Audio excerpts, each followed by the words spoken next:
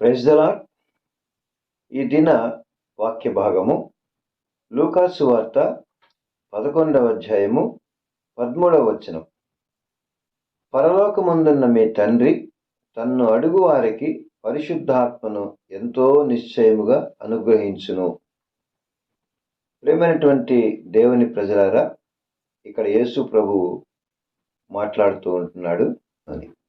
మొట్టమొదట పరిశుద్ధాత్మ దేవుని గురించి ప్రజలకు ఆయన పరిచయం చేస్తూ ఉంటున్నాడు. ఆయనే సొంతంగా తెలియజేస్తూ ఉంటున్నాడు. యోహాను సువార్త 16వ అధ్యాయము 7-8 వచనాల్లో చూస్తే అక్కడ ఆయన అక్కడ ఉన్నట్టు ప్రజలతో చెప్తూ ఉంటున్నాడు. నేను మీతో సత్యాన్ని చెప్తూ ఉంటున్నా. ఎందుకంటే ఆయన మార్గము సత్యము, ఈ వాక్యము సత్యము, ఈ పరిశుద్ధ గ్రంథము సత్యము. అందుకే ఆయన నొక్కి చెప్తూ ఉంటున్నాడు, నేను చెప్తున్నది సత్యము, మీరు నమ్మండి అని. ఏమని చెప్తూ ఉన్నాడు ఆయన? నేను వెళ్ళిపోవటం వలన మీకు ప్రయోజనకరం. ఎక్కడికి అనగా, నేను సిలువలో నా ప్రాణాన్ని అప్పగించి మీ కొరకు నేను చనిపోయి సమాధిలో పెట్టబడి 3వ దినమున మృత్యుంజయుడిగా తిరిగి లేచి నేను పరలోకానికి వెళ్ళుట మీకు ప్రయోజనకరం. ఎందుకు ప్రయోజనకరము అనంటే, నేను వెళ్ళి ఆదరణకర్తకు మీ వద్దకు పంపిస్తా. నేను వెళ్లకుండా ఉన్నట్లయితే ఆదరణకర్త మీ వద్దకు రాడు. ఈ ఆదరణకర్తే పరిశుద్ధాత్మనిగా మనం గుర్తించాలి. దేవుడు యేసయ్య ఇక్కడ పరిశుద్ధాత్మ దేవుణ్ణి మనకు పరిచయం చేస్తూ ఉంటున్నాడు. ఇప్పుడు యేసుక్రీస్తు ప్రభు పరలోకము నుండి పంపించే ఆ పరిశుద్ధాత్ముడు వస్తే మనకేం ప్రయోజనము? ఆయన వస్తే ఏం జరుగుతుంది అని మనము ఇక్కడ గమనిస్తే, అదే యోహాను 16:8 ఆయన వచ్చి అనగా పరిశుద్ధాత్ముడు వచ్చి పాపమును గూర్చియు, నీతిని గూర్చియు, తీర్పును గూర్చియు, లోకమును గూర్చియు ఒప్పుకొనజేయును అని మాట్లాడుతూ ఉన్నాడు. ఇవన్నీ కూడా పరిశుద్ధాత్ముడు వచ్చినప్పుడు ఇవన్నీ జరిగేటువంటి కార్యాలు. అది ఎప్పుడు సాధ్యమవుతుంది? పరిశుద్ధాత్మ దేవుణ్ణి యేసు ప్రభు పరలోకం నుండి పంపించిన తరువాత ఆయన ఈ లోకములో సంచారం చేస్తూ ఉండగా ఇవన్నీ సాధ్యమేనా? పాపమును గూర్చి, నీతిని గూర్చి, తీర్పును గూర్చి, లోకమును గూర్చి మనం ఒప్పుకునేది సాధ్యమేనా?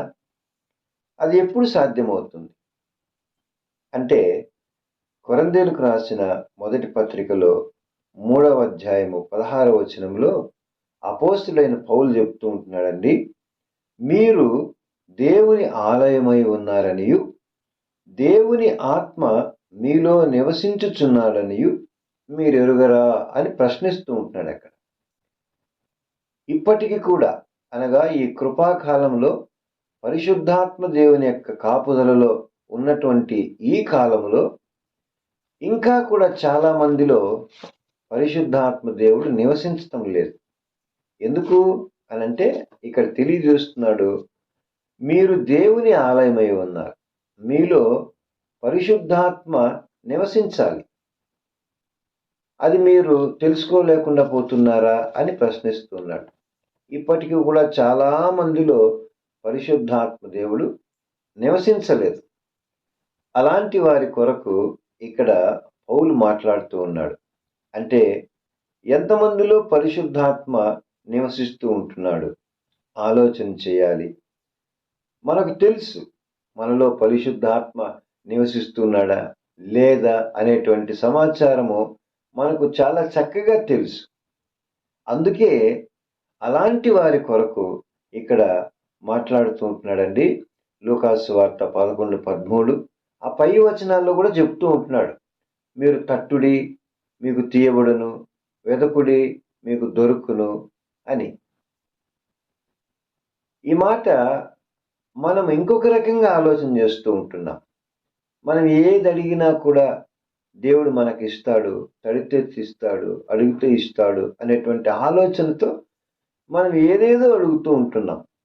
కానీ అక్కడ యాకోబు పత్రికలో 4లో మనం చూస్తే ఆయన అంటున్నాడు, దేవుణ్ణి మీరు అడుగుతూ ఉన్నారు, కానీ ఆయన మీకు ఇవ్వకుండా ఉన్నాడు. ఎందుకంటే మీరు దురాశ చేత, దుర్లాభం వలన మీ సొంత ప్రయోజనాల కోసం మీరు అడుగుతూ ఉన్నారు. అందుకే దేవుడు మీకు ఇవ్వటం లేదు అని అంటున్నాడు.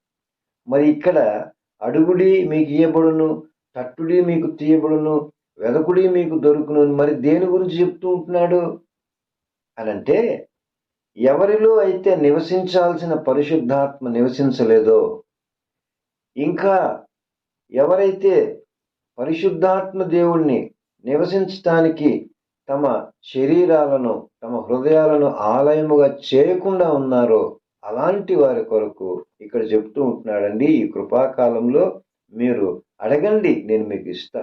వెతకండి, మీకు దొరికేటట్లు చేస్తా.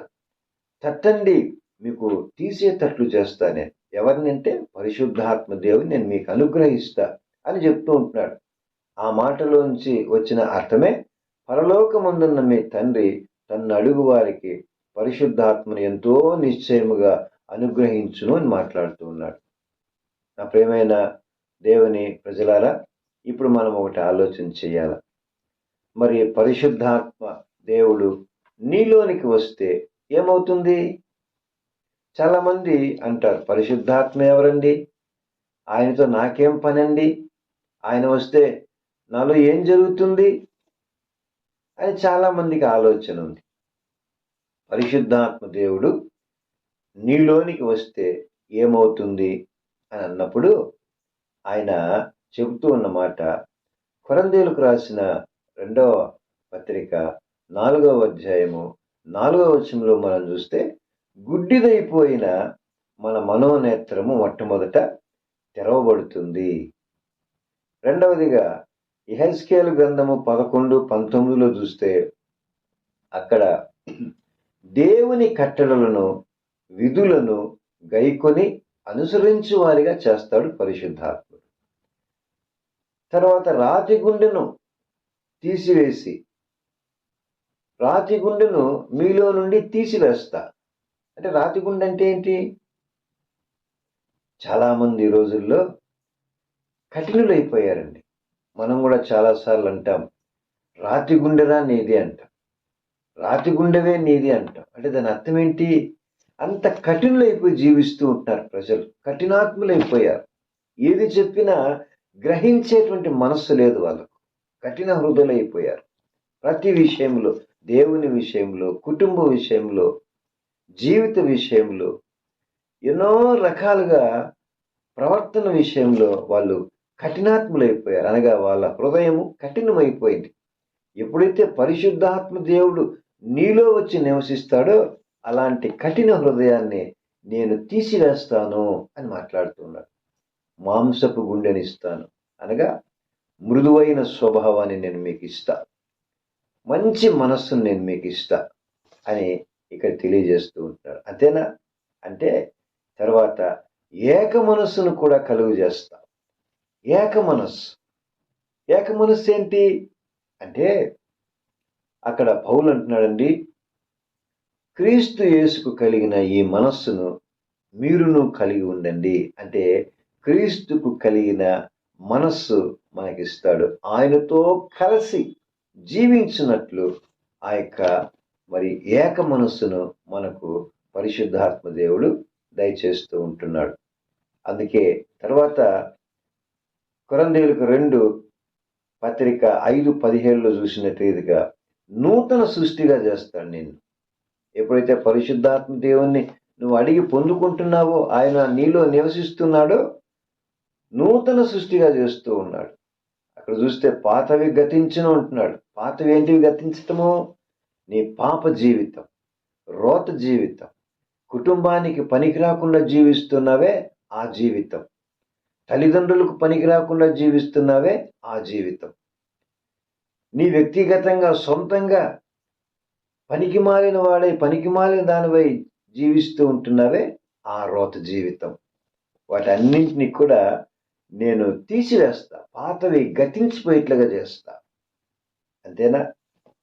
ఇప్పుడు ఏం చేస్తానంటే దాని తర్వాత నిన్ను నేను నూతన వ్యక్తిగా మారుస్తాను అని మాట్లాడుతూ ఉన్నాడు.